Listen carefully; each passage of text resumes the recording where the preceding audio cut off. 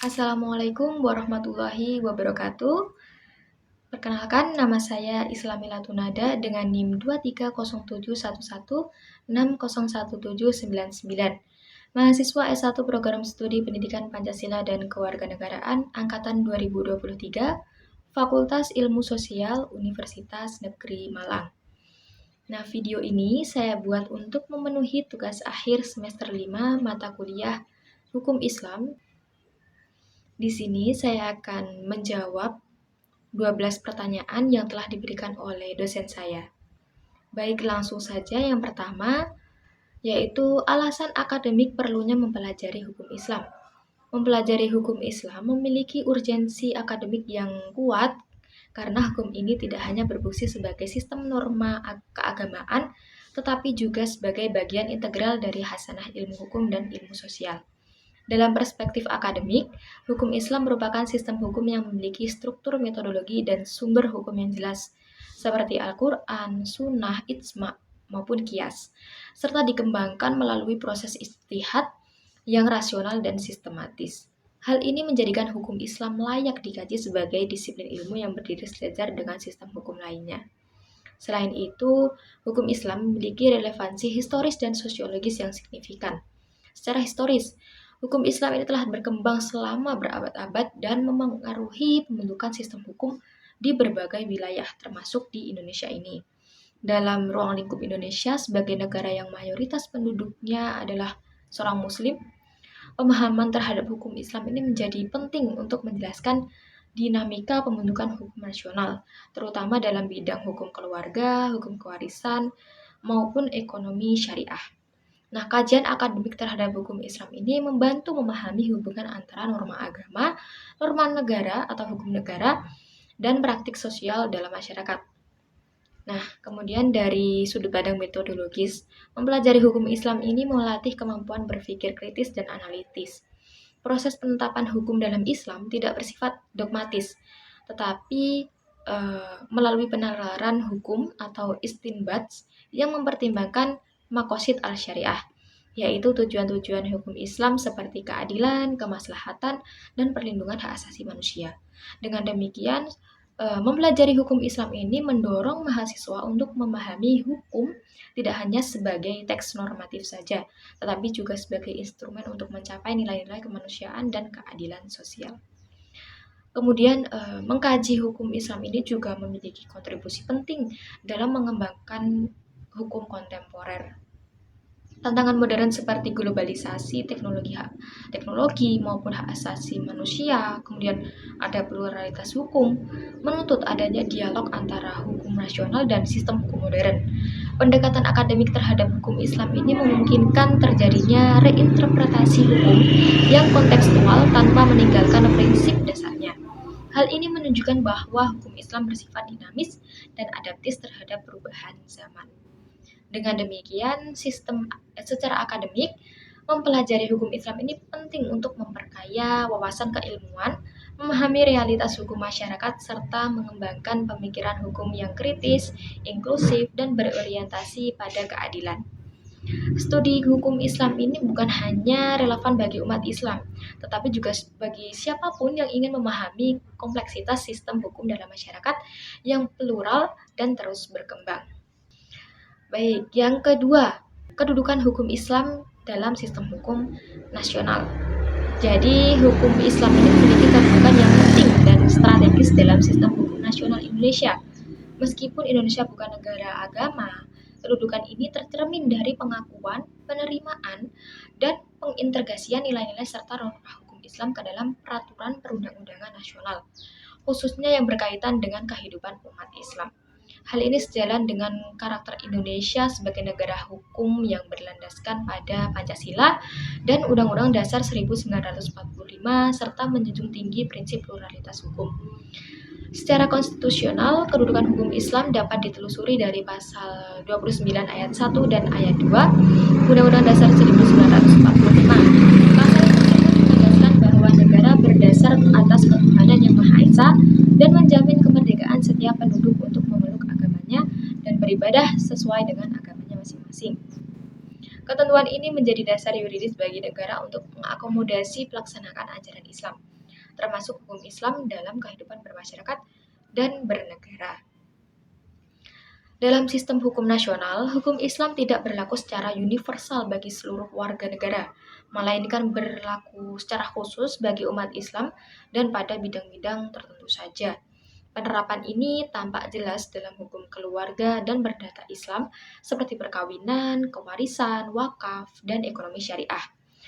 Pengakuan tersebut diwujudkan melalui berbagai peraturan perundang-undangan, yaitu Undang-Undang Nomor 1 Tahun 1974 tentang Perkawinan, Undang-Undang Nomor 7 Tahun 1989 tentang Peradilan Agama, sebagaimana telah dibuat, serta kompilasi hukum Islam atau KHI yang digunakan sebagai pedoman bagi hakim di lingkungan peradilan.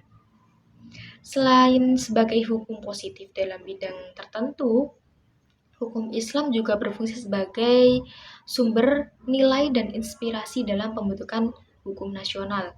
Prinsip-prinsip keadilan, kemaslahatan, keseimbangan, serta perlindungan terhadap martabat manusia yang terkandung dalam hukum Islam berkontribusi dalam perumusan peraturan perundang-undangan. Dengan demikian, hukum Islam tidak hanya dipahami sebagai norma keagamaan, tetapi juga sebagai salah satu sumber material hukum nasional. Dalam perspektif sistem hukum, kedudukan hukum Islam dapat dipahami sebagai bagian dari sistem hukum nasional yang bersifat pluralistik, berdampingan dengan hukum adat dan hukum barat peninggalan dari kolonial. Nah, ketiga sistem hukum tersebut saling berinteraksi dan mempengaruhi dalam pembentukan hukum nasional Indonesia. Oleh karena itu, hukum Islam menempati posisi yang sah dan diakui meskipun penerapannya dibatasi oleh prinsip-prinsip konstitusional, kesetaraan warga negara, dan keutuhan negara hukum Pancasila. Dengan demikian, kedudukan hukum Islam dalam sistem hukum nasional Indonesia adalah sebagai hukum yang diakui dan diberlakukan secara terbatas bagi umat Islam, serta sebagai sumber nilai yang berkontribusi dalam pembangunan hukum nasional. Kedudukan ini mencerminkan upaya negara untuk menjaga keseimbangan antara penghormatan terhadap nilai-nilai keagamaan dan prinsip-prinsip hukum nasional yang bersifat inklusif dan plural. Selanjutnya yaitu pembahasan yang ketiga, pola pemberlakuan hukum Islam dalam sistem hukum nasional.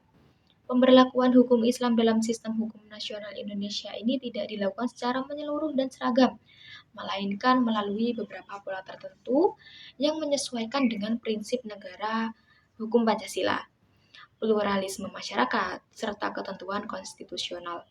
Pola-pola tersebut menunjukkan bagaimana hukum Islam diakui, diakomodasi, dan diintegrasikan ke dalam hukum nasional. Nah, pola yang pertama yaitu pemberlakuan secara formal yuridis.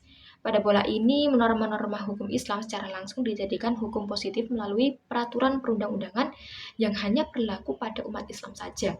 Contohnya dapat ditemukan dalam bidang hukum keluarga dan perdata Islam, seperti perkawinan, kewarisan, wakaf, dan zakat. Nah, keberlakuan formal ini didukung oleh adanya lembaga negara, yaitu Peradilan Agama, yang berwenang mengadili perkara-perkara tertentu bagi umat Islam. Dalam pola ini, hukum Islam memiliki kekuatan mengikat karena telah dilegalisasi oleh negara. Kemudian pola yang kedua adalah pemberlakuan secara material atau substansif. Dalam pola ini, nilai-nilai dan prinsip hukum Islam tidak diadopsi secara tekstual, melainkan diinternalisasi ke dalam hukum nasional sebagai sumber material hukum. Prinsip-prinsip seperti keadilan, kemaslahatan, perlindungan hak, dan keseimbangan sosial menjadi inspirasi dalam pembentukan peraturan perundang-undangan yang berlaku umum bagi seluruh warga negara tanpa membedakan agama. Dengan demikian, hukum Islam ini berperan sebagai sumber nilai, bukan sebagai norma yang secara eksplisit diberlakukan seperti itu. Kemudian pola yang ketiga adalah pemberlakuan secara sosiologis. Pola ini menunjukkan bahwa hukum Islam hidup dan dipraktikkan dalam masyarakat sebagai hukum yang bersumber dari kesadaran hukum umat Islam. Meskipun tidak selalu diformalkan dalam peraturan negara, praktik muamalah akad dan penyelesaian sengketa serta secara kekeluargaan berdasarkan prinsip syariah merupakan contoh pemberlakuan hukum Islam secara sosiologis. Dalam konteks ini, hukum Islam berfungsi sebagai living law yang mempengaruhi perilaku masyarakat. Kemudian pola keempat adalah di pemberlakuan secara terbatas dan selektif. Negara melakukan seleksi terhadap bagian-bagian hukum Islam yang dianggap sebagai sesuai dengan konstitusi, Pancasila, dan prinsip hak asasi manusia. Tidak semua norma hukum Islam diadopsi menjadi hukum nasional, melainkan hanya beberapa yang relevan dan dapat diterima dalam konteks masyarakat Indonesia yang majemuk. Pola ini menegaskan bahwa pemberlakuan hukum Islam selalu berada dalam kerangka negara hukum, bukan negara agama. Dengan demikian, pola pemberlakuan hukum Islam dalam sistem hukum nasional Indonesia bersifat pluralistik, bertahap, dan kontekstual. Hukum Islam diberlakukan baik sebagai hukum positif yang mengikat bagi umat Islam, sebagai sumber nilai yang dalam pembentukan hukum nasional, maupun sebagai hukum yang hidup dalam masyarakat. Pola ini mencerminkan upaya harmonisasi antara nilai-nilai keagamaan dan prinsip-prinsip hukum nasional yang inklusif dan berkeadilan. Selanjutnya, bahasan yang keempat. Beberapa contoh konkret dari tujuan hukum Islam dalam melindungi harta dan keturunan. Yang pertama, contoh tujuan hukum Islam dalam melindungi harta. Melindungi harta berarti menjaga kepemilikan, penggunaan, dan peredaran harta agar diperoleh dan dimanfaatkan secara halal serta tidak menimbulkan kerugian bagi orang lain. Contoh konkretnya yaitu yang pertama, larangan pencurian dan perampasan. Jadi Islam melarang mengambil harta orang lain tanpa hak. Larangan ini bertujuan untuk menjaga keamanan kepemilikan harta sehingga tercipta ketertiban dan keadilan masyarakat. Kemudian yang kedua ada pengharaman riba. Riba dilarang karena berpotensi merugikan salah satu pihak dan menimbulkan ketimpangan ekonomi. Dengan melarang riba, hukum Islam melindungi harta masyarakat dari eksploitasi dan praktik ekonomi yang tidak adil. Kemudian ada kewajiban zakat dan pengaturan sedekah. Zakat berfungsi menjaga keseimbangan distribusi harta, mencegah penumpukan kekayaan pada kelompok tertentu, serta melindungi harta fakir miskin agar kebutuhan dasarnya terpenuhi. Kemudian ada aturan transaksi atau akad yang jelas. Islam mensyaratkan kejelasan akad, objek, dan kerelaan para pihak dalam jual beli. Hal ini melindungi harta dari penipuan, garar, atau ketidakjelasan, dan sengketa di kemudian hari. Kemudian ada hukum waris Islam. Pembagian warisan yang jelas dan proporsional bertujuan melindungi harta peninggalan agar tidak dikuasai sepihak dan menghindari konflik antar ahli waris. Yang kedua, contoh tujuan hukum Islam dalam melindungi keturunan. Melindungi keturunan ini berarti menjaga kejelasan nasab, kehormatan keluarga, dan keberlangsungan generasi secara sah dan bermartabat. Contoh konkretnya yaitu persyarikatan perkawinan yang syah. Islam mengatur syarat dan rukun perkawinan untuk memastikan hubungan laki-laki dan perempuan berlangsung secara legal dan bertanggung jawab, sehingga keturunan yang lahir memiliki status hukum yang jelas. Kemudian ada larangan zina. Larangan zina bertujuan menjaga kehormatan individu yang jelas, kejelasan nasab anak, serta mencegah kerusakan moral dan sosial dalam masyarakat.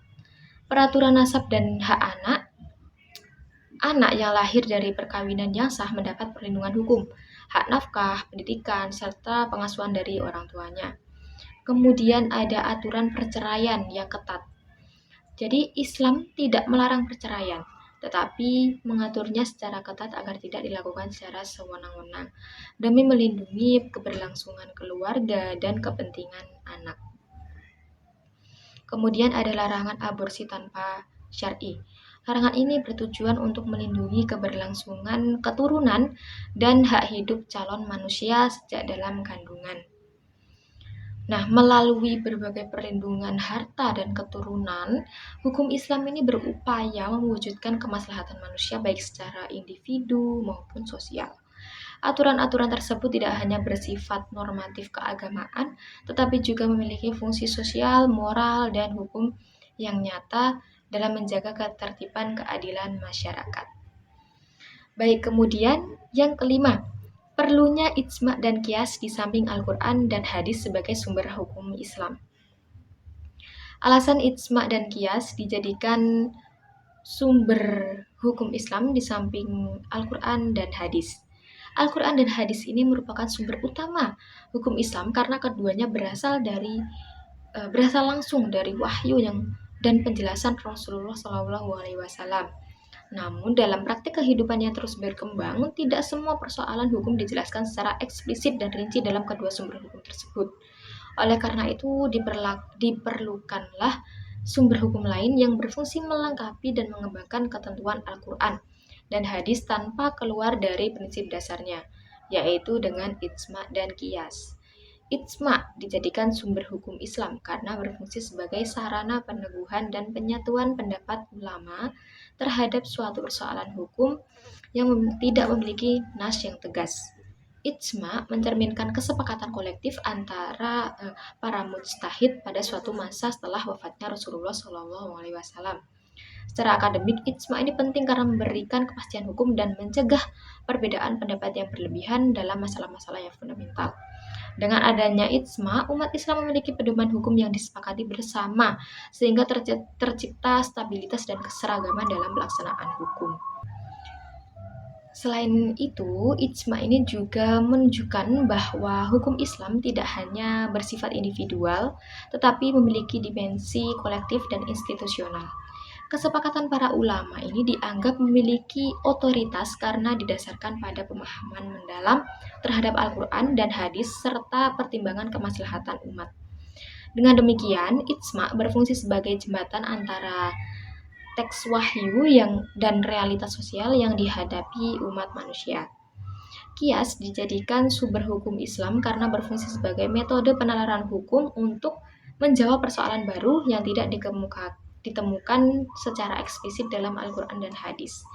Qiyas dilakukan dengan cara menyamakan hukum suatu kasus baru dengan kasus yang telah ada ketentuannya dalam nas, berdasarkan kesamaan ilat atau alasan hukum. Secara akademik, qiyas menunjukkan bahwa hukum Islam bersifat rasional dan dinamis karena mampu beradaptasi dengan perkembangan zaman melalui pendekatan yang logis dan sistematis. Nah, keberadaan qiyas sangat penting dalam menghadapi perubahan sosial, ekonomi, dan teknologi yang terus berkembang. Tanpa qiyas, hukum Islam akan sulit menjawab persoalan kontemporer yang tidak dikenal pada masa awal Islam. Jadi dengan qiyas, prinsip-prinsip umum yang terdapat dalam Al-Quran dan hadis dapat diterapkan pada situasi baru tanpa mengubah substansi ajaran Islam. Dengan demikian, ijma dan qiyas dijadikan sumber hukum Islam di samping Al-Quran dan hadis karena keduanya berfungsi sebagai instrumen metodologis untuk menjaga keberlanjutan dan relevansi hukum Islam. Ijma memberikan legitimasi kolektif dan kepastian hukum, sedangkan qiyas memungkinkan pengembangan hukum secara rasional dan kontekstual.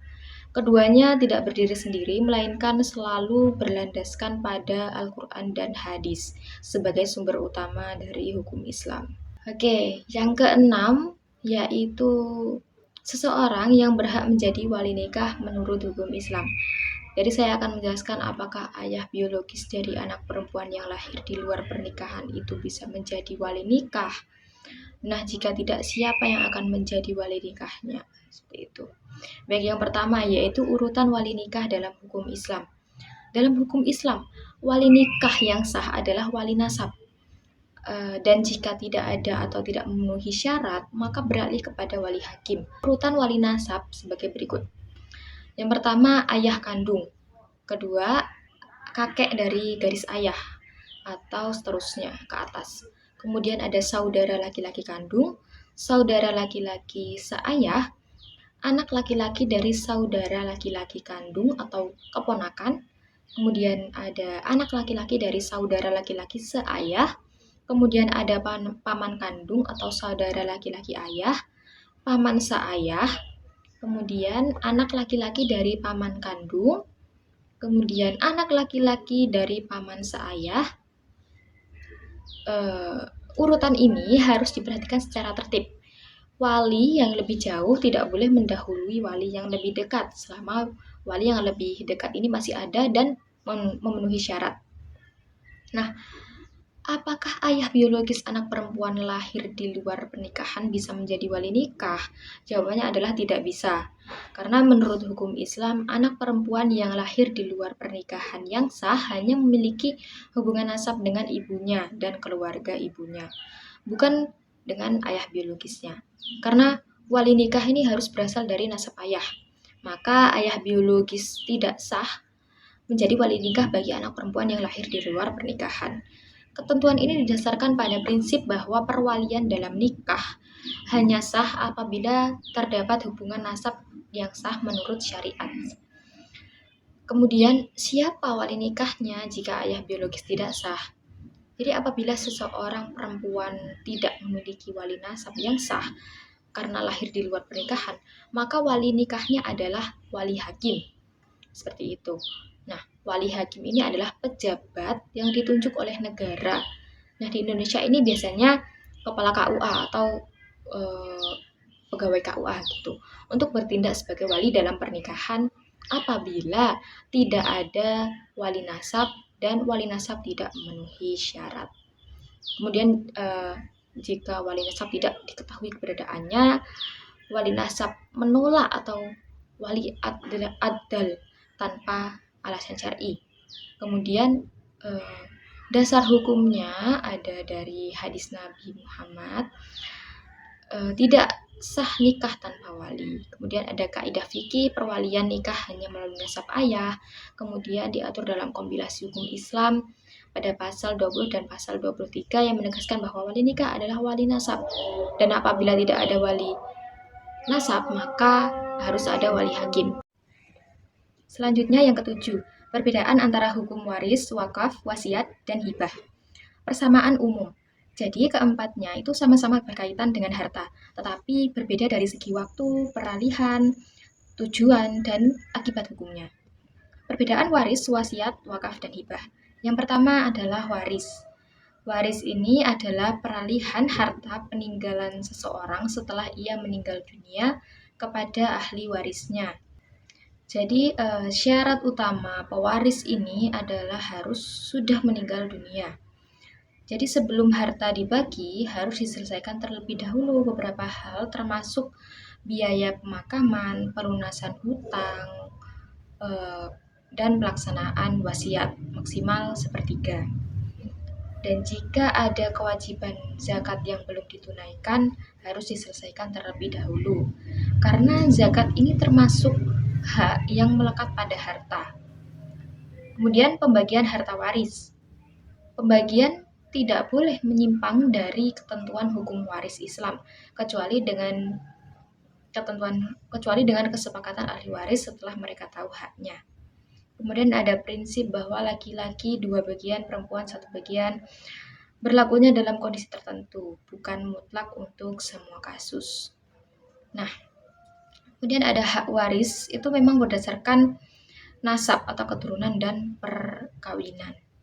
Pembagian yang tampak tidak adil secara matematis dipahami dalam konteks tanggung jawab naskah yang dibebankan kepada laki-laki dalam hukum Islam, seperti itu.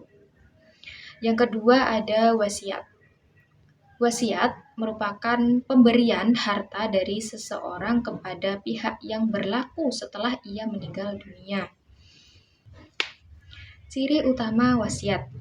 Ada beberapa hal, yaitu wasiat berlaku setelah pewasiat meninggal. Kedua, maksimal sepertiga dari hartanya. Kemudian wasiat tidak boleh diberikan kepada ahli waris kecuali sudah disetujui oleh seluruh ahli waris. Wasiat harus dibuat sebelum meninggal. Nah, perbedaan utama wasiat dengan waris yaitu waris adalah hak otomatis ahli waris, sedangkan wasiat adalah kehendak pribadi pewaris. Kemudian selanjutnya ada hibah. Hibah adalah pemberian harta saat pemberi masih hidup tanpa imbalan. Ciri-ciri hibah yaitu berlaku seketika saat diberikan.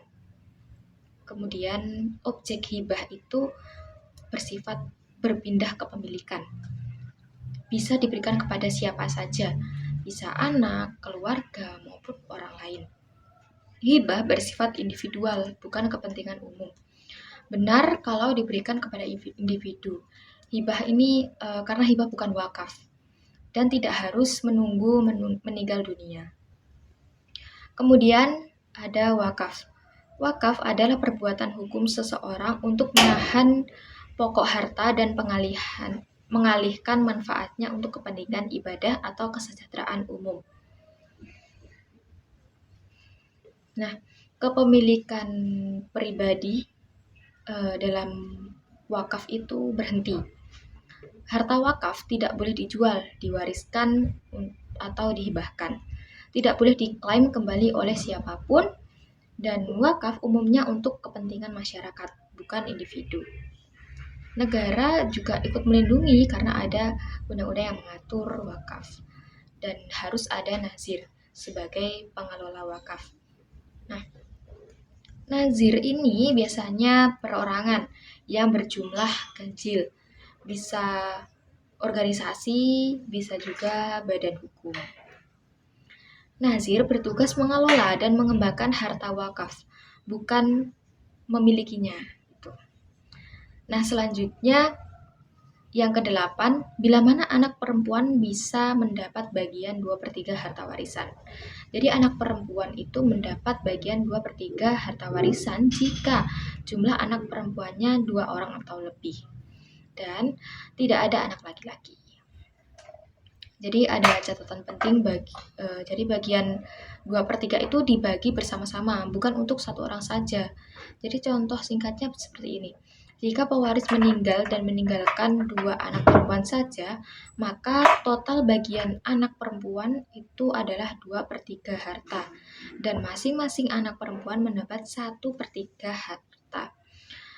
Nah, kalau ada anak laki-laki, maka tidak ada bagian 2/3 karena pembagiannya menjadi anak laki-laki 2 bagian dan kemudian anak perempuan 1 bagian. Nah, kemudian yang ke-9, sebab dari seringnya terjadi gugatan terhadap harta yang telah diwakafkan oleh orang yang telah meninggal dari ahli warisnya, anak atau cucu. Nah, seringnya terjadi gugatan terhadap harta yang telah diwakafkan oleh pewaris kepada ahli waris umumnya disebabkan oleh kombinasi faktor hukum, administratif, dan sosial. Secara sederhananya, sebab-sebab utamanya ini ada beberapa hal. Yang pertama ada wakaf tidak tercatat secara resmi. Banyak sekali wakaf dilakukan secara lisan atau informal tanpa adanya akte atau ikrar wakaf. Jadi akibatnya setelah wakif meninggal, ahli waris menganggap harta tersebut masih harta warisan dan sulit dibuktikan secara hukum bahwa harta itu sudah diwakafkan. Nah, inilah yang menjadi penyebab paling sering terjadi gugatan tersebut. Yang kedua, kurangnya pemahaman ahli waris tentang hukum wakaf. Jadi sebagian ahli waris itu tidak memahami bahwa wakaf memutus hak kepemilikan pribadi. Mereka mengira bahwa wakaf itu sama dengan hibah atau wasiat. Mereka menganggap bahwa wakaf itu masih bisa ditarik kembali atau dibagi waris. Padahal dalam hukum Islam dan hukum nasional, wakaf itu bersifat kekal. Kemudian yang ketiga, tidak jelas atau tidak aktifnya nazir. Jadi jika nazir tidak ditunjuk secara jelas, maka nazir itu pasif atau tidak mengelola wakaf, maka waris merasa harta tersebut terlantar dan kemudian berusaha menguasainya kembali dengan alasan tidak dimanfaatkan. Kemudian yang keempat, tekanan ekonomi dari ahli waris. Faktor ekonomi faktor ekonomi sering menjadi pemicu kebutuhan hidup, konflik keluarga, merasa kehilangan hak atas harta yang bernilai tinggi seperti tanah ataupun bangunan. Nah, secara emosional, ahli waris ini merasa berhak karena memiliki hubungan darah seperti itu. Yang kelima, wakaf dilakukan menjelang wafat tanpa penjelasan terbuka. Jadi jika wakaf dilakukan menjelang wafat, maka dan tanpa musyawarah atau pemberitahuan kepada keluarga, maka ahli waris sering mencurigai wakaf tersebut sebagai bisa jadi rekayasa ataupun pengalihan harta secara tidak adil atau upaya menghindari pembagian waris. Yang keenam, konflik antara hukum agama dan persepsi adat atau keluarga. Dalam praktik, sebagian keluarga masih berpikir bahwa semua harta orang tua adalah harta anak. Nah, nilai adat dan emosional lebih dominan daripada pemahaman hukum wakaf. Kemudian yang keenam, konflik antara hukum agama dan persepsi adat atau keluarga. Dalam praktik, sebagian keluarga masih berpikir bahwa semua harta orang tua adalah harta anak. Nilai adat dan emosional lebih dominan daripada pemahaman hukum wakaf. Hal ini mendorong munculnya gugatan meskipun secara hukum wakaf itu sah. Kemudian yang ke-10, beberapa jenis jual beli yang dilarang dalam hukum Islam. Jenis-jenis jual beli yang dilarang dalam hukum Islam yaitu yang pertama jual beli riba, yaitu jual beli yang mengandung tambahan yang tidak sah. Misalnya menukar emas dengan emas tetapi tidak sama timbangannya. Kemudian transaksi utang dengan tambahan bunga. Itu dilarang karena merugikan dan tidak adil. Kemudian ada jual beli garar atau ketidakjelasan. Jual beli yang objeknya tidak jelas seperti menjual ikan yang masih di laut, kemudian menjual barang yang belum pasti adanya, itu dilarang karena berpotensi menimbulkan penipuan dan sengketa di kemudian hari. Nah, kemudian ada jual beli barang haram.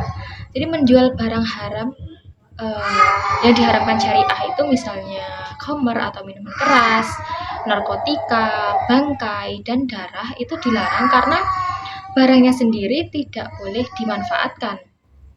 Kemudian ada jual beli hasil curian atau barang bukan milik penjual. Menjual barang yang bukan milik haknya atau tanpa izin pemilik itu dilarang karena melanggar hak kepemilikan orang lain. Jual beli dengan penipuan tadlis. Menyembunyikan cacat barang atau memanipulasi kualitas barang, hal itu dilarang karena menghilangkan kejujuran dan kerelaan.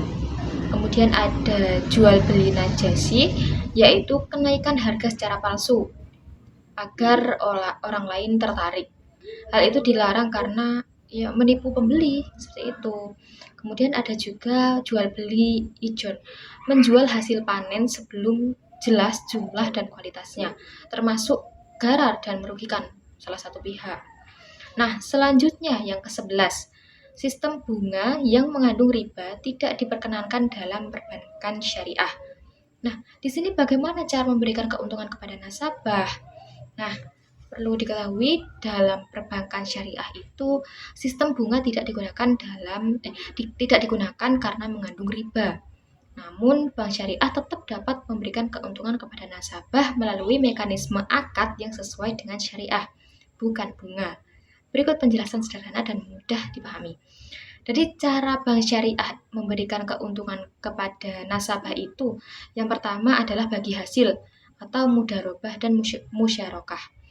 Keuntungan ini diberikan berdasarkan hasil usaha, bukan bunga tetap. Mudharabah, di sini nasabah menyimpan dana, kemudian bank yang mengelola, dan keuntungan dibagi sesuai nisbah atau persentase yang disepakati di awal. Kemudian musyarakah, bank dan nasabah di sini sama-sama menanamkan modal. Kemudian keuntungan dibagi sesuai kesepakatan dan rugi sesuai dengan porsi modal. Nah, keuntungan tidak pasti, tergantung hasil usahanya.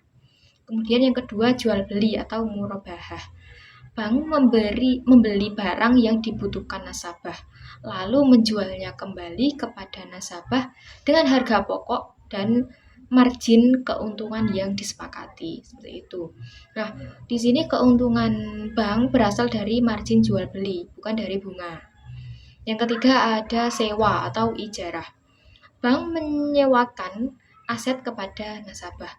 Jadi nasabah membayar ujrah atau biaya sewa secara berkala seperti itu. Dan hal tersebut bisa diakhiri dengan kepemilikan ijarah muntahiyah bitamlik. Jadi keuntungan bank berasal dari uang sewa, bukan dari bunga. Kemudian yang keempat ada fee jasa atau ujrah. Bank memperoleh keuntungan dari biaya layanan, misalnya biaya transfer, kemudian ada jasa peminjaman, jasa pengelolaan dana, dan sebagainya.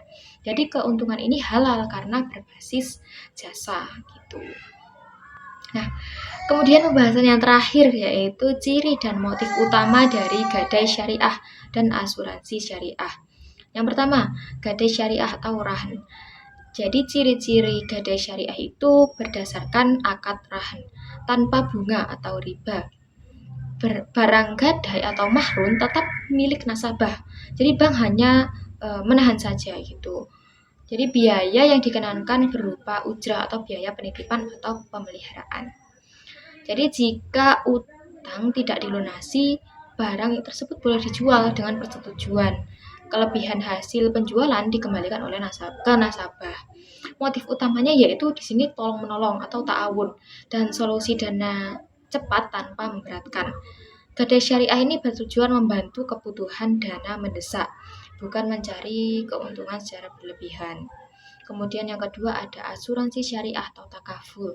Ciri-ciri asuransi syariah ini berdasarkan prinsip tolong-menolong atau ta'awun. Jadi di sini menggunakan akad tabaru atau dana kebajikan. Dana peserta tetap menjadi milik peserta. Perusahaan itu hanya sebagai pengelola saja, tidak mengandung riba, gharar maupun maisir. Surplus underwriting bisa dibagikan kepada peserta.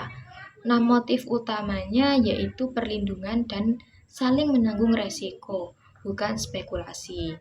Jadi asuransi syariah ini bertujuan memberikan jaminan sosial berbasis kebersamaan, bukan semata-mata keuntungan perusahaan. Seperti itu. Nah, demikianlah pemaparan saya dalam menjawab 12 pertanyaan mata kuliah hukum Islam. Semoga penjelasan yang telah saya sampaikan dapat memberikan pemahaman yang komprehensif mengenai konsep, prinsip, maupun penerapan hukum Islam, khususnya dalam konteks kehidupan bermasyarakat dan sistem hukum nasional Indonesia. Saya menyadari bahwa pemaparan ini masih memiliki keterbatasan, kekurangan, dan sebagainya. Oleh karena itu, kritik dan saran yang membangun sangat saya harapkan demi perbaikan ke depannya. Terima kasih atas perhatian Bapak dosen dan teman-teman sekalian. Saya akhiri, wassalamualaikum warahmatullahi wabarakatuh.